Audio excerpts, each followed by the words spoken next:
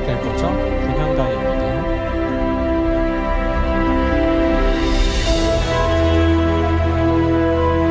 방금 열린 뚜껑이 속죄소예요. 저기.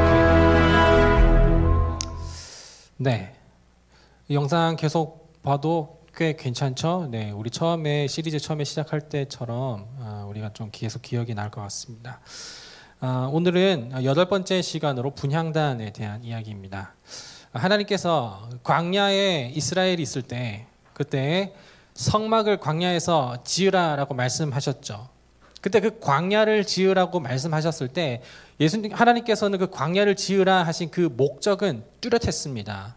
뭐냐면 이제 표면적인 이유는 뭐냐면 내가 그들 중에 거하기 위함입니다. 출애굽기 25장을 여러분들이 펼 수 있는 사람이 펴면 좋겠는데 읽지는 않겠습니다. 25장 8절에 보면 내가 그들 중에 거할 성소, 내가 그들 중에 거할 성소라고 말씀하셨어요. 그러니까 성막은 하나님께서 이스라엘 광야 가운데 우리 중에 거할 성소, 거하기 위해서 만든 게 바로 성막이라는 것입니다.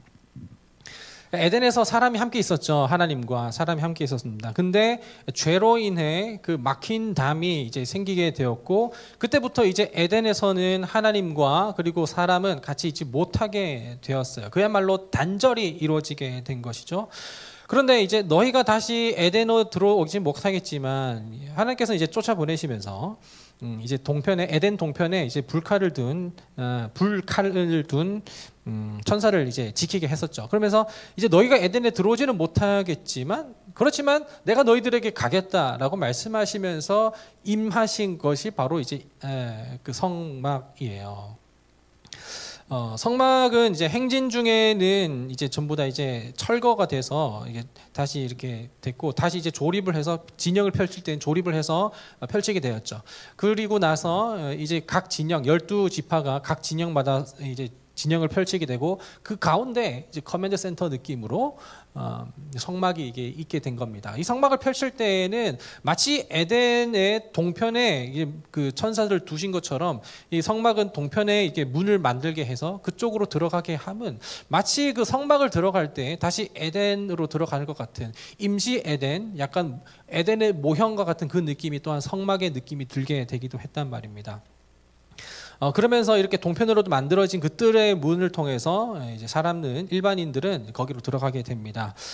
이제 성막의 뜰이라고 할 때 뜰에는 이제 번제단이 있고 물두멍이 있죠. 성막의 뜰에 들어갈 때는 거기에는 이제 누구든지 다 들어갈 수 있게 일반인들은 들어갈 수 있게 되는데, 근데 거기서부터 이제 뭐 각을 뜨고 그리고 이제 번제를 하고 물두멍에 손을 씻고 하는 것은 사실 제사장의 몫이었어요. 제사장들이 거기서 제사를 하게 되는 것이죠. 사람들이 이제 속죄를 위하여서 나왔을 때 그 속죄의 제물을 가지고서 번제로 드린 이후에 그것을 이제 모든 제사장의 그 역할이 이제 시작이 되면서 이제 안쪽으로 들어가게 됩니다. 성막에는 여러분들 공간이 총 몇 칸으로 되어 있죠? 2칸입니다. 2칸. 2칸으로 되어 있는데 이 두 칸 중에 첫 번째 칸이 바로 우리가 계속해서 봐왔었던 진설상이 있고, 그리고 등잔대가 있고, 오늘 우리가 보게 될 금향단, 분향단이라고 하는 것이 놓인 첫 번째 칸이 바로 여기 첫 번째 칸입니다. 여기 이제 총 성막 안에는 이제 내성소라고도 할 수 있고 첫 번째 칸이라고도 할 수 있는데, 첫 번째 칸이 내성소가 있고 그 다음에 이제 그 다음 칸에는 이제 지성소가 있습니다. 이 칸은 뭘로 구분이 되고 있지요? 맞아요, 휘장입니다. 휘장으로 이렇게 구분이 되고 있어요.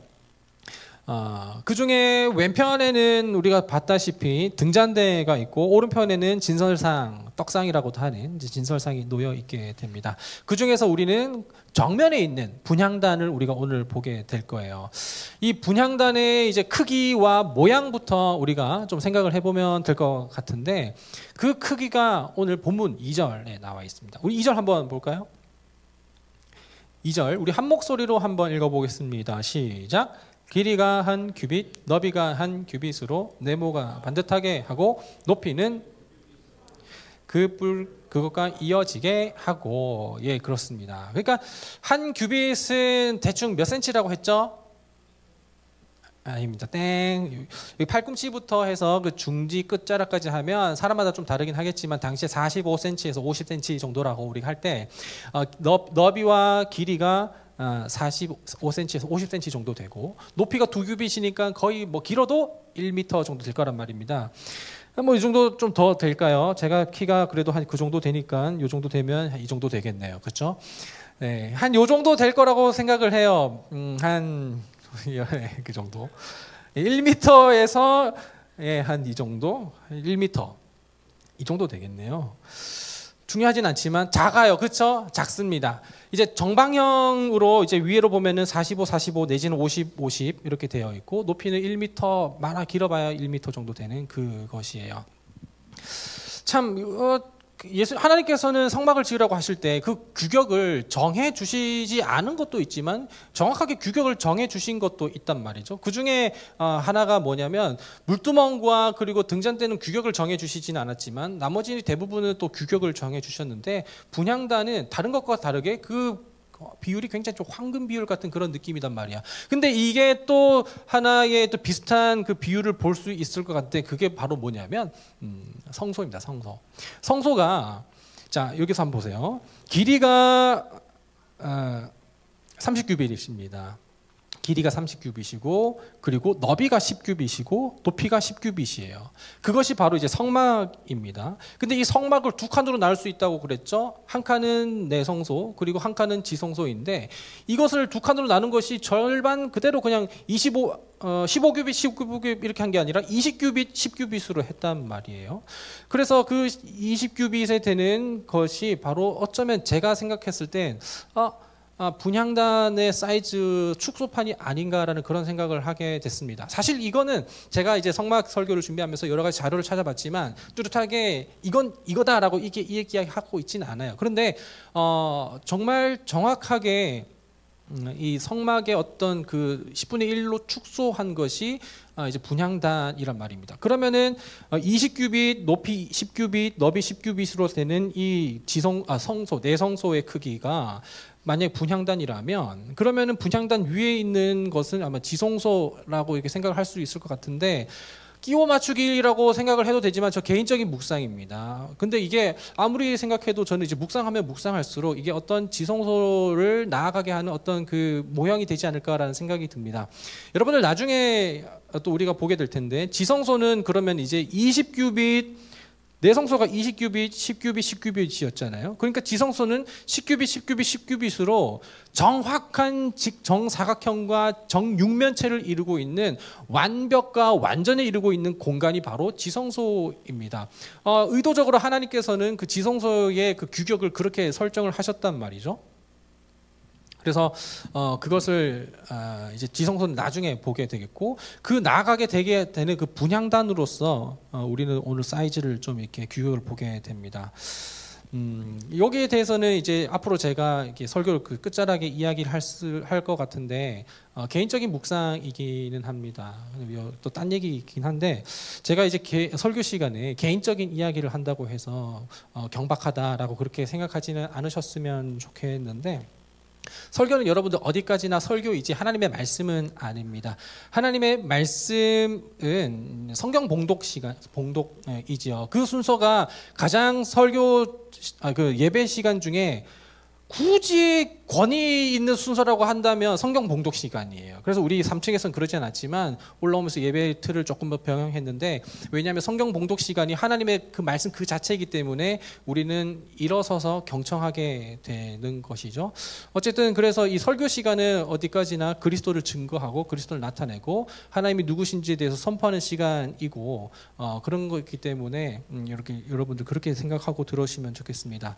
이어서 방금까지 제가 어쨌든 분향단의 크기, 규격에 대해서 말씀을 드렸다면 이제 위치에 대해서 좀 이야기를 하려고 합니다. 분향단의 위치 한번 보면 좋겠는데 내성소 안쪽으로 우리가 보게 되면 왼쪽에는 등잔대가 있고 오른쪽에는 이제 떡상이 있는데 이렇게 날개인 것처럼 이제 균형을 이렇게 있고 그 정중앙 끝 부분에 분향단이 있단 말입니다.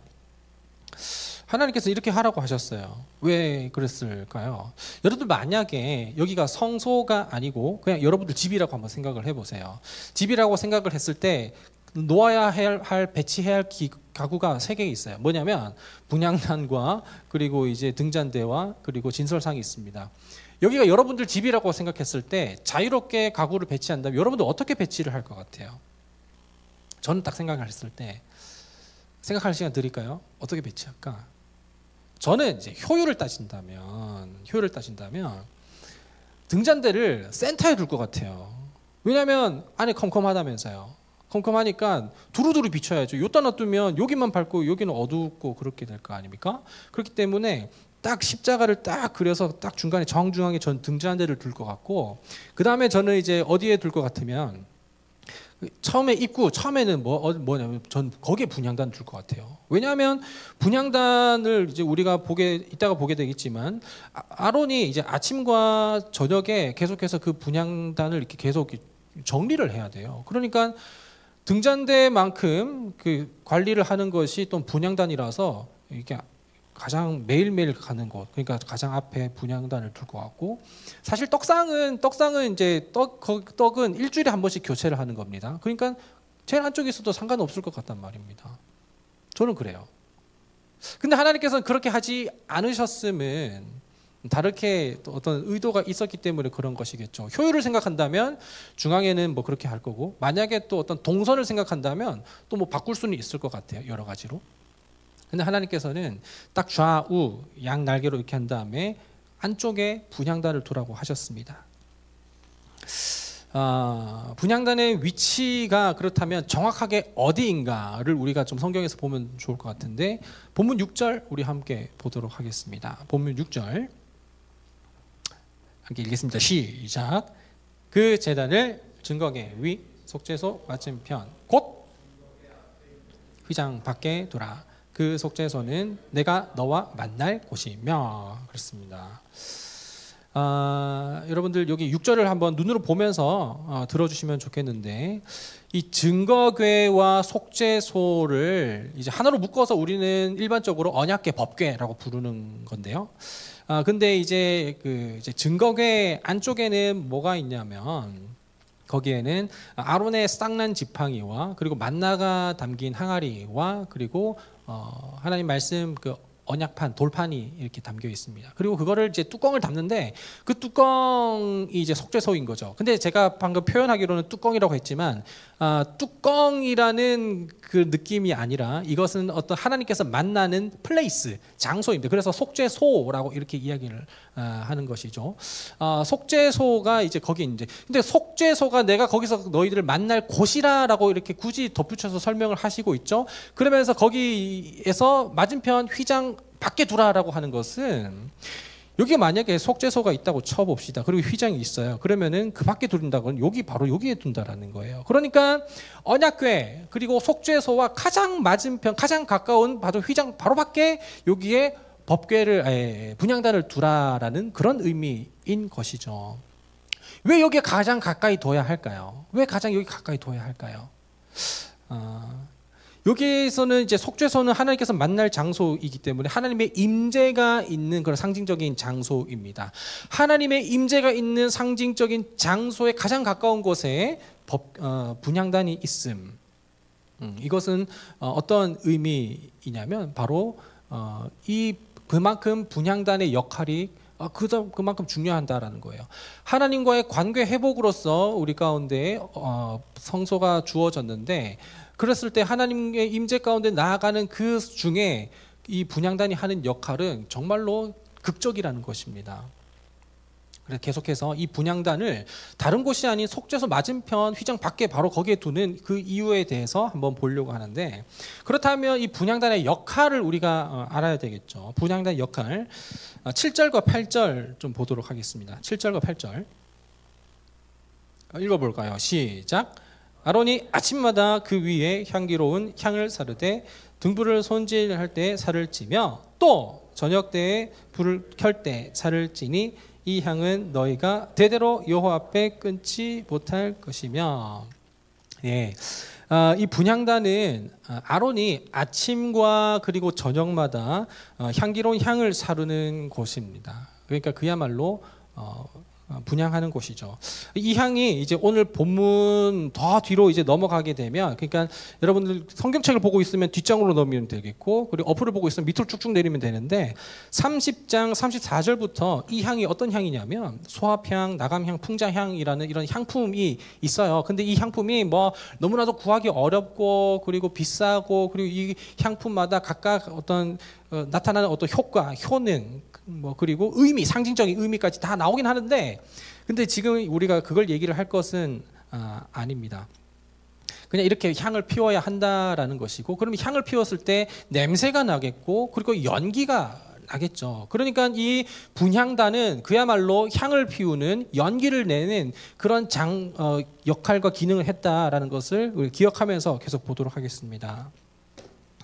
여러분, 이거 딴 얘기인데, 우리 장소를 옮기면서 여러분과 제가 좀 가까워졌는데, 원래 여러분들이 좀 잘 졸고 계셨는지 모르겠어요. 3층에서는 졸고 있었던 게 그렇게 안 보였었거든요. 근데 가까이 오면서 이렇게 조는 것이 눈에 보이는 건지, 아니면 장소 탓 때문에 우리가 더 졸게 되는 건지 모르겠지만, 어쨌든 그래서 혹시 괜찮다면 뒤에 환기 좀 시켜주시고, 아니면 이 내용이 좀 지루해서 그럴 수도 있어요. 저는 여러분들이 조는 걸 뭐라고 하진 않지만, 저는 그거를 내용이나 장소에서 찾습니다. 여러분들에게서 찾는 건 아니니 민망해하지 마시고, 저는 이제 지난주부터 고민입니다. 이 졸려오는 이 시간을 어떻게 할 수 있을까? 네. 이어서 할게요. 너무 딴 얘기였죠? 자, 이어서 하겠습니다. 이 향과 그리고 연기를 피우는 것이 그렇게 너무나도 중요했는데, 근데 이것이 그 속죄일 가운데 이거를 이제 확 피워야 했었다라는 것입니다. 그렇지 않으면 지성소로 들어갈 수가 없었어요. 지금은 여러분들 우리가 본문을 읽었을 때는 속죄소 맞은편 휘장 밖에 두라고 했었지만, 히브리서 9장에 들면은, 히브리서 9장에는 이제 그 지성소 안쪽으로 놓는 거를 또 이야기를 하고 있는 걸 보면, 이게 제단은 이제 분향단은 그때 좀 다르게 했었나 싶기도 하단 말입니다. 중요한 것은 이것이 아니라 이 역할과 기능인데, 레위기 16장 12절과 13절 좀 찾아볼게요. 레위기 12장.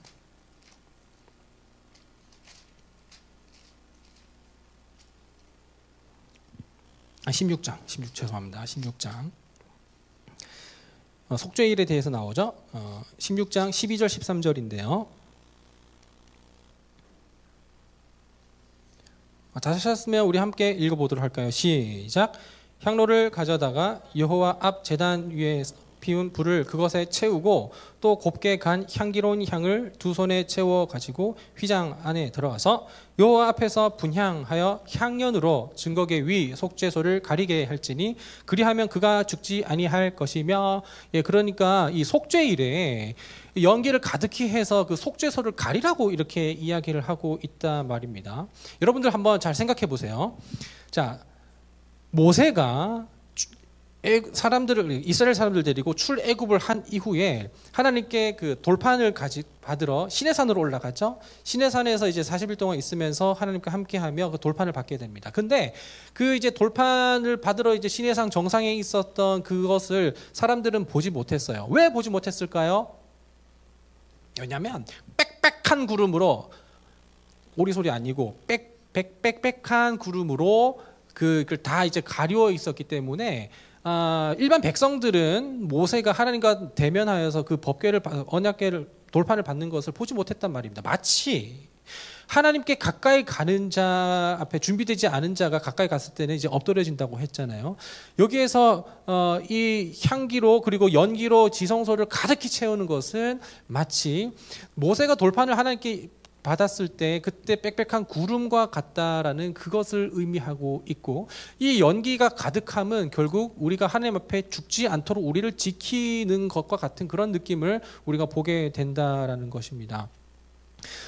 그렇다면 이 분향단과 그 분향단에서 피워지는 연기로 제사장은 속죄소까지 나아갈 수 있게 된 것인데, 이 분향단의 역할과 이 분향단의 연기의 이 의미는 하나님과 우리 사이에서 우리가 온전히 서 있을 수 있도록 하는 중보자 되시는 예수 그리스도를 이야기하고 있다라는 것입니다. 다시 한번 수식어를 말씀을 드리면 중보자입니다. 예수 그리스도께서 하나님과 우리 사이에 우리가 온전히 서 있을수록 우리를 중보하시는 분이 바로 예수님이라는 거예요. 이 분향단에서 하는 분향단과 여기서 나오는 연기에 대해서 이야기할 때 대제사장의 역할도 설명을 하면 또 좋을 것 같은데, 연기를 피울 때 이 향연이 지성소에 가득하게 됐을 때 대제사장은 하나님 앞에 이 백성들, 속죄일에 백성들을 긍휼히 여겨 주시옵소서라고 그렇게 기도를 하고 있습니다. 기도를 합니다. 이것이 속죄일에 대제사장이 하나님께 하는 역할이에요. 대제사장이 속죄소에 나아가서 속죄일에 주님 이 백성을 용서하여 주시옵소서, 긍휼히 여겨 주시옵소서, 긍휼을 베풀어 주시옵소서라고 하는 그 대제사장의 역할을 바로 누구가 하냐면 이제 제사장이신 예수 그리스도께서 하신다라는 거예요. 우리 주님께서 우리를 위하여서 하나님께 우리를 위하여 간구한다라는 이야기입니다. 여러분, 이 이야기는 사실 작년에 사도신경 시리즈를 했을 때 이야기를 했었어요. 사도신경에서 하나님께서 보좌의 우편에 앉으셨다라는 그 이야기를 하면서 여러분들에게 말씀을 드렸는데, 여러분 성막을 이야기할 때 우리가 이 성막은 궁극적으로 뭐냐면 하나님과 우리 사이에 그 이격된 단절된 것을 다시 이제 회복되는 관계 회복이라고 이야기를 했습니다. 에덴 동산에 우리가 들어가는 것이 아니라, 이 에덴 동산에 들어가는 게 목표가 아니라 에덴에서 함께 했었던 그 하나님과의 연합과 화합과 다시 만남이 우리 가운데 다시 이 성막에서 나타나는 이 목표라는 것이죠. 그러니까 성막에서는 에덴을 누리는 것이에요. 어떤 물리적인 장소인 그 에덴 동산으로 돌아가는 것을 말하는 것이 아니라 하나님과 함께함, 하나님을 누림이 바로 에덴을 회복하는 것이죠. 그것이 바로 이제 누가 하실 수 있냐면 바로 중보자이신 우리 주님께서만 가능하시다라는 것을 이야기하는 것입니다. 예수님께서는 우리를 위해서 언제나 하나님의 보좌 우편에 앉으셔서 우리를 위하여서 간구하시고 우리를 위해서 보증하신다라는 거예요. 여러분 그때 기억하시죠? 100% 신이시며 하나님이시며 100% 사람이 바로 예수님이시라는 것. 그러니까 예수님께서 사람이 아니셨다면 그분은 우리를 대신하여서 우리에게 보증이 되실 수 없고, 그리고 그분이 하나님이 아니셨다면 그러면은 하나님께서는 예수님의 간구를 우리를 위해서 듣지 않으신다라는 거. 그러니까 100% 하나님이시면서 100% 인간이신 예수님만이 우리를 하나님께 대변할 수 있고 보증할 수 있고, 그리고 하나님 앞에 우리를 대변한다라는 거예요. 예수님이 우리의 보증인이시고 그리고 또 우리의 대변자가 되신다라는 것은 참 하나님이시며 참 사람이신 하나님 예수님만이 가능하다라는 것인데, 그것이 바로 중보이시고 그분이 하신 화목의 사역인데 그것을 바로 예수님만이 가능하시다라는 것을 이야기하는 것입니다. 그것이 바로 분향단에서 나타나는 그 그리스도의 역할과 나타나는 것이죠. 제사장들이 아침 저녁으로 향단의 향이 꺼지지 않게 관리해야 함은 예수님께서 결국에는 궁극적으로 우리를 위하여서 간구하시는 그 간구가 결코 끊어지지 않으신다라는 것을 궁극적으로 가리키고 있었다라는 것입니다. 이 기도의 향기는 언제나 예수님께서 우리를 위하여서 기도하시는 그 기도라는 것을 우리가 기억할 수가 있다 말입니다. 여러분들 예수님이 우리의 중보자가 되어 주신다라는 것을 우리가 기억할 때, 그러면 우리는 하나님께 간구하는 것, 그리고 하나님 앞에 서는 것, 그리고 하나님께 은혜를 받는 것은 전부 다 예수님을 통하여서만 가능하다라는 것입니다. 그런데 우리는 도대체 무엇을 통해서 하나님 앞에 은혜를 얻기 원하고 무엇을 통해서 하나님께 우리의 기도 제목을 아뢰기를 원하냐라는 것입니다.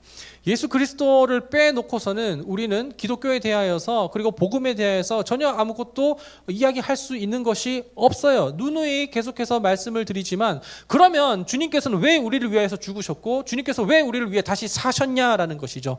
주님께서 우리를 위해 죽으시고 다시 사셨음은 우리의 중보자가 되어주시기 위함이시고 또한 우리의 죄를 대속하기 위함이시고 우리에게 참 생명을 허락하여 주시고 부활의 첫 열매가 되어주시기 위한 전부 다 우리를 위한 사역이라는 것인데 우리는 예수님의 사역과 그분의 고난당하심과 그분의 생애와 그분의 말씀과 그분의 다시 사심, 다시 오심에 대해서는 전혀 생각도 안 하고 그분의 인격적인 경험도 없는 채 그냥 하나님께 감각적으로 추상적으로 그냥 표면적으로 피상적으로만 우리의 신앙을 간구하는 것 같아서 그게 너무나도 맹목적이라는 것이에요. 우리의 신앙이 너무나도 그것이 맹목적이라는 거예요. 예수님을 알지 못하고 그분에 대한 이해와 그분의 사역과 그분을 경험치 못함 그리고 나를 따르라 하셨을 때 그분을 따라가지 않음 제자됨의 삶을 거부하면서 어떻게 우리는 하나님께 나아가냐라는 겁니다.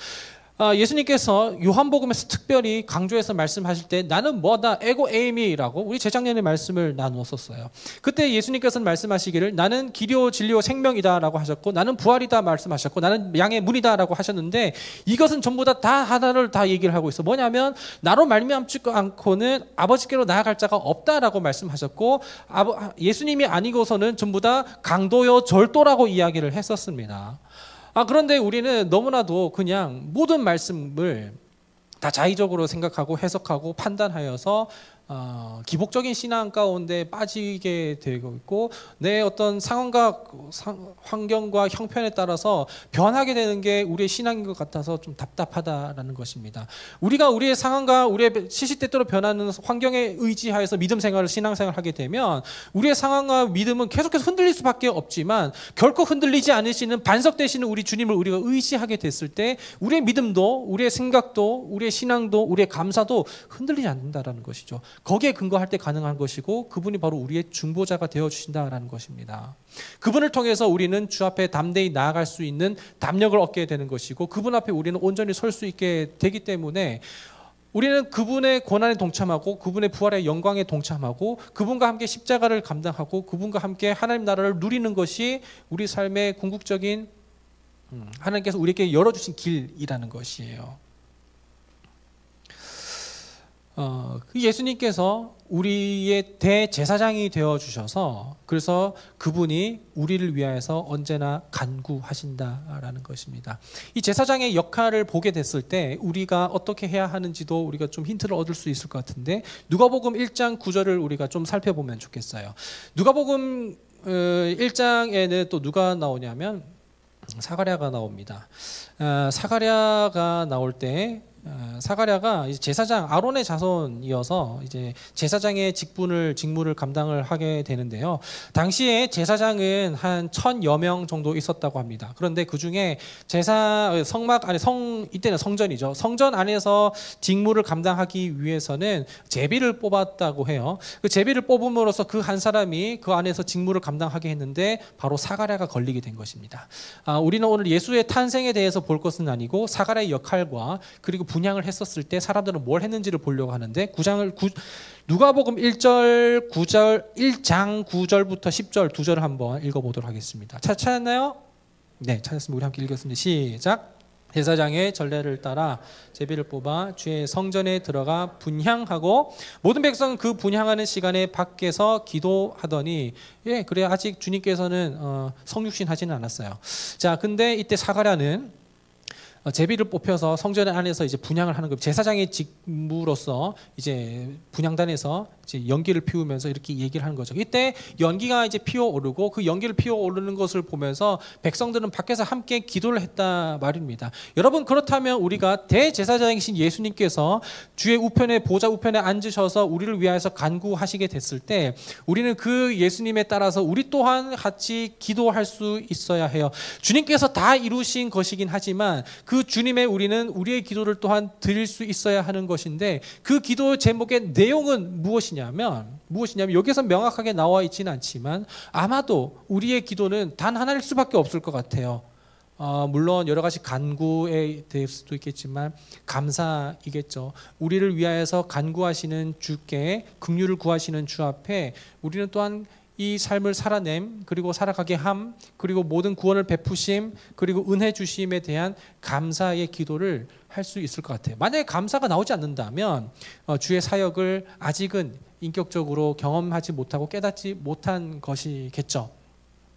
물론 작년에 또 이제 기도 시리즈를 할 때 우리의 기도가 그러면은 할 수 있는 게 너무 제한적이다라고 이렇게 이야기를 한 적도 있었는데 결코 그건 아닙니다. 하나님께 하나님 저 키 크게 해주세요, 돈 벌게 해주세요, 공부 잘하게 해주세요라는 기도도 얼마든지 할 수 있어요. 근데 그것은 주님의 주권에 인정하는 그 안에서 가능하다는 것이지, 내가 하나님이 되기 위하여서 키 크게 해주세요, 내가 하나님이 되기 위해서 돈 벌게 해주세요, 내가 하나님이 되고자 하니 이제 하나님이 필요 없을 정도의 지경에 이르기까지 하나님 내가 하는 이 모든 일들이 잘 되게 해주세요라는 기도 제목은 기복적이지만, 주의 주권 아래, 주님의 주권 아래 감사함으로써, 또한 우리의 마음을 아뢰므로써, 주님을 매달림으로써, 주님을 의지함으로써 키 크게 해주세요, 극단적인 얘기긴 하지만 돈 벌게 해주세요, 이거는 나쁘지 않다라는 거예요. 제가 말하고 있는 것은 뭐냐면 주님의 주권을 인정하느냐, 그 안에 있느냐 안 있느냐, 그걸 이야기하는 것이죠. 내가 하나님이 되고자 하느냐, 아니면 내가 하나님의 주권을 인정하느냐를 말하고 있는 거죠.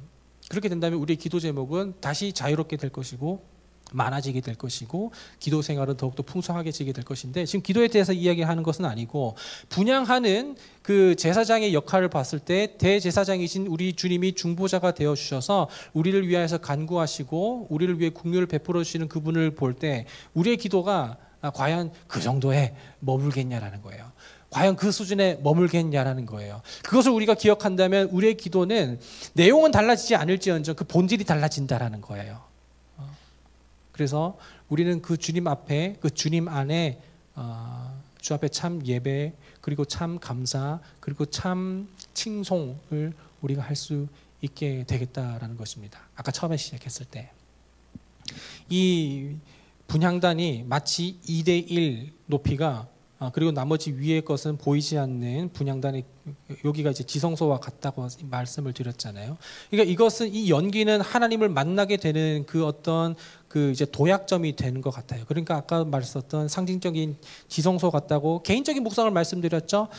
그러니까 지성소에서 그 속죄소 위에서 하나님을 만나는 그 장소인 것처럼 이 성소의 축약점인 이 분향단 2대1 여기 크기 위에서 나타나는 이 연기를 통해 우리는 하나님 만나게 되는 것 같다라는 것입니다. 그리고 그 연기가 끊이지 않음은 나중에 나타날 우리 그리스도의 예표를 되는 것으로서 주님이 우리를 위해서 하시는 그 간구와 기도가 끊이지 않는다라는 것을 우리가 알 수 있고, 그 앞에 우리는 참 자유함으로 그리고 온전하게 건강하게 신앙생활을 할 수 있겠다라는 것입니다. 분향단에 대한 이야기였고요. 그리고 중보자 되신 예수 그리스도께서 우리를 위해서 결코 기도를 멈추지 않으신다라는 그 이야기를 했습니다. 그랬을 때에 우리는 더 이상 상황은 힘들지만, 두렵긴 하지만 우리는 그럼에도 불구하고 바로 설 수 있습니다. 우리는 상황을 나아지게 해달라고 기도하는 것이 아니라 그런 가운데서도 기도를 끊이지 않으시고 우리를 여전히 그분의 섭리 가운데 지키시는 하나님께 감사함으로 나아갈 수 있게 되는 것이죠.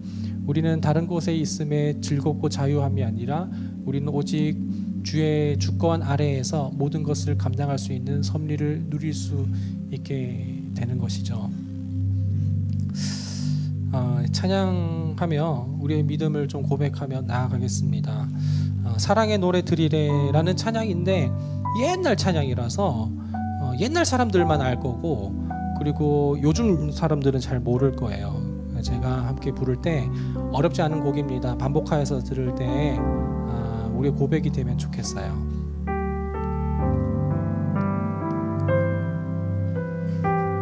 사랑의 노래 드리네, 사랑의 노래 드리네,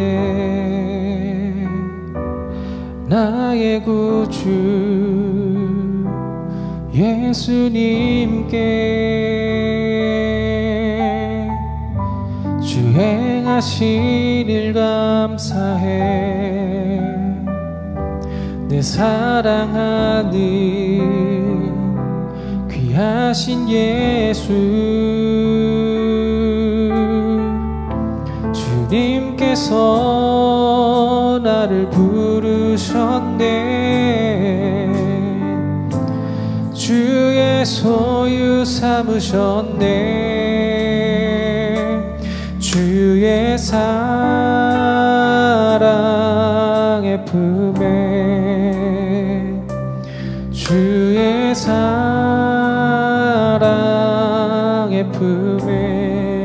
주의 사랑에 주의 사랑의 품에 주의 사랑의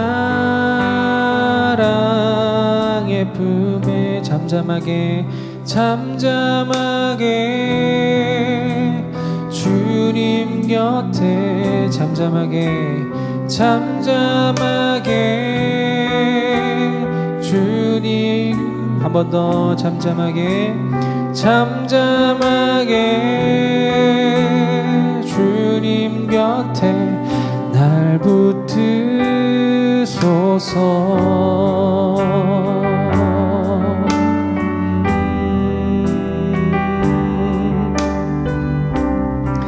이런 곡인데요. 처음부터 다시 한번 찬양하겠습니다. 사랑의 노래들이네. 사랑의 노래들이네. 나의 구주 예수님께 주 행하신 일 감사해. 내 사랑하는 귀하신 예수 주님께서 나를 부르셨네. 주의 소유 삼으셨네. 다시 한번 주님께서 나를 부르셨네. 주의 소유 삼으셨네. 다시 한번 주님께서 나를 부르셨네. 주의 소유 삼으셨네. 주의 사랑의 품에 주의 사랑의 품에 주 사랑 주의 사랑의 품에 주 사랑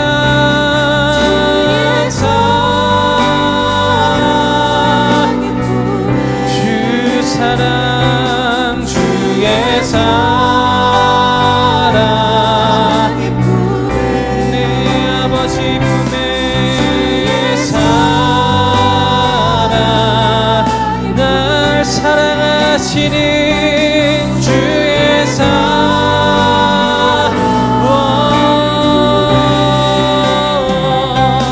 주의 사랑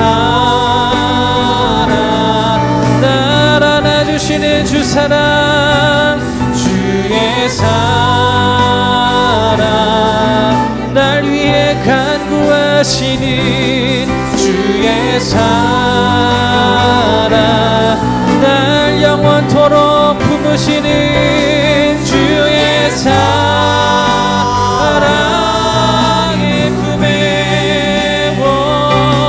주의 사랑의 품에 주의 사랑 날 안으시는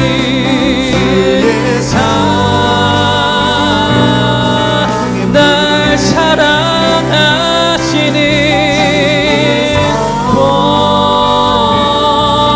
날 중보하시는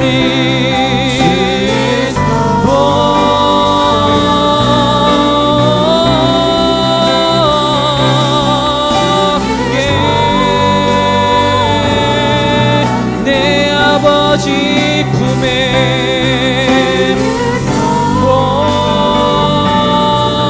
날 품어주시는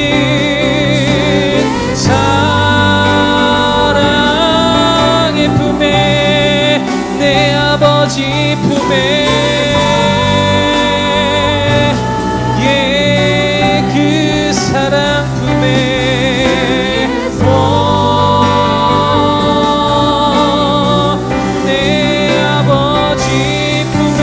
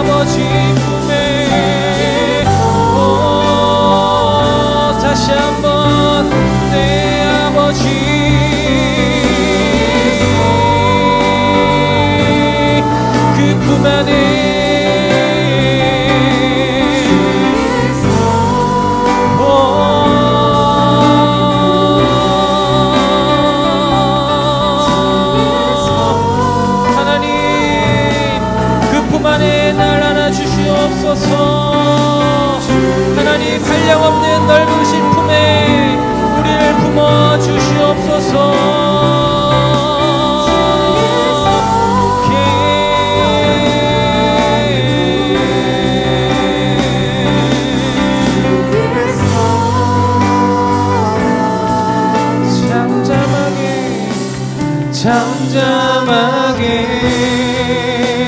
주님 잠잠하게 주님 곁 잠잠하게 주님 잠잠하게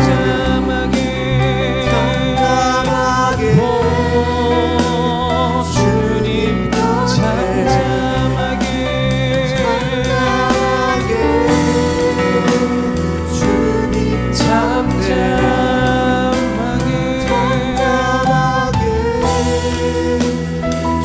주님 곁에 날 붙드소서.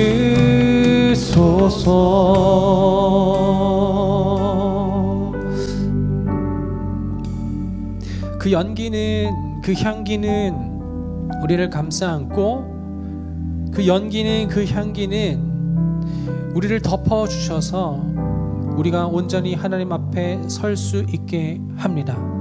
이제 더 이상 우리는 분향하지 않고 더 이상 우리는 연기를 피우지 않으면 이제 그 모든 것이 그리스도로 대신됐기 때문입니다. 우리 주님이 우리 죄를 덮어주시고 또한 하나님은 그 덮으신 그것을 통해 그 죄를 간과하셔서 우리를 다시 그 품에 안으시고 그 안에 머물게 하여 주셔서 참 하나님을 누리고 만나게 하여 주십니다. 여러분, 다소 이 성막 시리즈가 딱딱하게 그리고 건조하게 느껴지겠지만 더 이상 이제 우리가 추상적으로, 맹목적으로, 피상적으로, 그리고 감정적으로, 감각적으로만 거기에만 편향된 신앙생활을 하지 않아야겠음은 우리가 맹신에 빠지거나 광신에 나아가지 않게 되기 위함인데, 우리가 온전히 건강한 신앙생활을 하기 위해서는 그리스도께서 어떠한 일을 이루셨는지를 우리가 하루하루 알아가고 그 하나님께서 품어주시는 그 품 안에 우리가 정말 자유한 예배하고 신앙생활하기 원하는데요, 오늘 우리 고백했던 것처럼 그리고 오늘 말씀을 들었었던 것처럼 예수님께서는 우리를 위하여서 끊이지 않는 기도를 통해 우리를 중보하시고 아버지 앞에 서게 하시니 하나님, 우리가 주님의 보혈을 의지하여 나아갑니다. 주 안에서 정말 자유한 예배 그리고 신앙생활을 누리기 원합니다라고 우리가 다시 한번, 사가랴가 그렇게 분향했을 때 많은 백성들이 기도했었던 것처럼 우리 주님 우리를 위해 기도할 때 우리 또한 그 각자의 기도 제목을 가지고서 기도하면 좋겠어요. 이 시간 우리 함께 기도하며 나아가겠습니다. 기도합니다.